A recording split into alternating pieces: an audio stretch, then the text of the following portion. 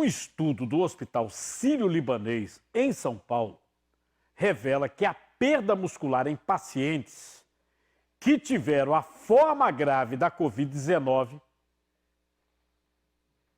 perda muscular. Sobre este assunto eu vou conversar com a coordenadora de reabilitação do hospital, a médica Isabel Chateaubriand. Doutora Isabel, boa tarde. Como vai, Cardinho? Boa tarde para vocês aí em Pernambuco. Oi, mais essa, doutora, quer dizer que a Covid em pacientes que têm a forma grave podem ter também uma perda muscular? Sem dúvida. Essa questão na Covid é muito importante de todo mundo entender. A perda muscular, que é a sarcopenia, que vem do grego sarcos, que é perder carne, pode acontecer para todos nós e acontece após os 50 anos.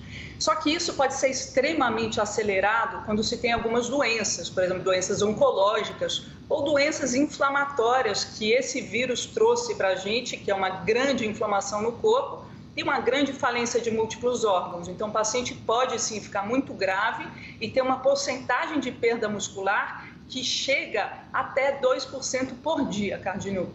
É muito alto, né? 2% de perda muscular por dia. Se o paciente ficar 30, 35 dias, imagina. Não é brincadeira, não. Qual é a alternativa de tratamento para isso? Eu acho que primeiro conhecer essa doença. Então, por que se perde tanto músculo? Porque o próprio vírus, a porta de entrada para o vírus, que é o receptor, existe no músculo um receptor que convida o vírus a entrar nele. Então, tem um efeito lesivo direto do músculo do vírus sobre o músculo. E, além disso, Cardinho, a grande coisa era, vamos manter esse paciente vivo. Então, tem que sedar o paciente, tem que manter em suporte avançado de vida, tem que entubar, tem que usar bloqueador neuromuscular, corticoide, isso tudo é válido. Mas como que você devolve esse paciente para a sociedade, o paciente grave ou o paciente crítico, que a gente chama? Então, é ter um uso racional de toda a medicação que esse paciente vai receber e conhecer profundamente essas medidas de suporte avançado de vida. Quando ventilar, como ventilar o paciente, para que isso não seja mais lesivo ainda ao músculo dele. A reabilitação que tem na fisioterapia, na terapia ocupacional, na fonoterapia e na enfermagem, por exemplo, estratégias para minimizar essa perda toda, que é chamado silêncio muscular, porque o paciente nessa fase, entubado, realmente ele não vai mexer nenhum músculo do corpo e ele vai pagar essa conta depois, Cardinô. Uma das coisas, doutora, que a gente já sabe, né, que a sarcopenia, quer dizer, a pessoa quando vai, com o passar dos anos, vai tendo essa perda de massa magra, a sua massa muscular, vai tendo uma perda naturalmente, tá? Sim. Agora, quer dizer que a doença, ela ataca também, compromete ainda mais, principalmente nos idosos, a massa magra, a massa muscular? Sim, esse ponto que você tocou é importante, Cardinô. Todas as pessoas no envelhecimento, elas vão perder músculo. Por que perde músculo? Por coisas que a gente não controla, que é diminuir nossos hormônios, que é ter questões neurológicas mesmo, de diminuição de inervação desses músculos, mas por comportamento também. Então, em geral, a pessoa mais velha faz menos exercícios, se alimenta de uma forma não tão boa, se expõe menos ao esforço físico. E isso não pode. A gente deveria combater isso. Então, fazer exercício todo dia, fazer um volume de exercício por semana é muito protetor para a gente. E não tem relação só com a locomoção e com a nossa independência, Cardinô, tem relação com o metabolismo da gente. O tecido musculoesquelético, nossos músculos, eles armazenam glicogênio, que é fonte de energia, e que isso serve para regular, por exemplo, o funcionamento do coração, do pulmão, dos rins. Então, perder músculo realmente é um problema. A gente podendo evitar essa perda é muito bom. E no caso das pessoas mais jovens, né? Pessoa jovem, com bom condicionamento físico, também teria esse desenvolvimento da perda de massa?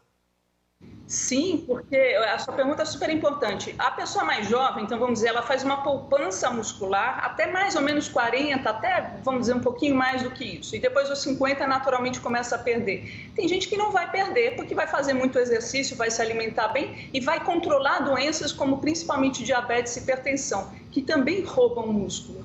Então, para responder a tua pergunta, a pessoa que está com 30 anos, 35 anos e teve um caso grave, por exemplo, ou crítico de Covid, essa sim pode perder músculo violentamente, porque a taxa de perda, como a gente está vendo nos nossos estudos, pode chegar a 2% por dia, então em 10 dias o paciente entubado, ele perde 20% da massa.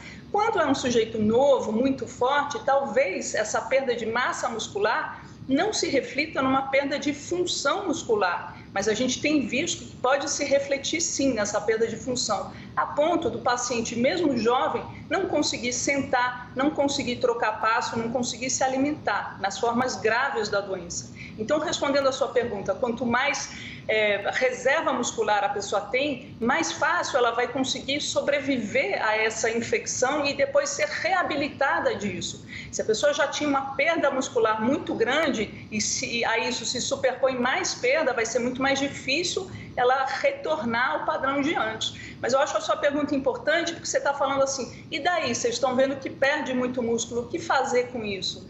E justamente esse grupo de fisioterapeutas que a gente tem aqui no Sírio-Libanês, que estão conduzindo essa pesquisa específica, que é o Wellington Yamaguchi e o Mário Chueiri e colaboradores, eles estão querendo exatamente já fazer estratégias para tentar, numa fase possível que o paciente esteja mais estável, evitar que ele perca tanta massa, para já devolver esse paciente melhor para a sua vida. E sim, estratégias de fisioterapia, terapia ocupacional, fono, porque você imagina que tem músculo em tudo, para a gente deglutir, engolir, a gente precisa de músculo, então isso tudo tem que ser retreinado.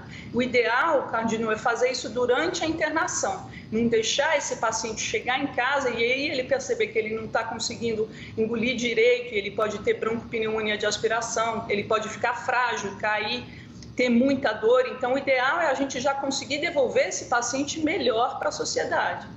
Eu acho que esse vírus está lembrando a toda a sociedade que tem que cuidar melhor da saúde, né? Doutora Isabel, muito obrigado, viu? Obrigada a você e continue fazendo exercício também.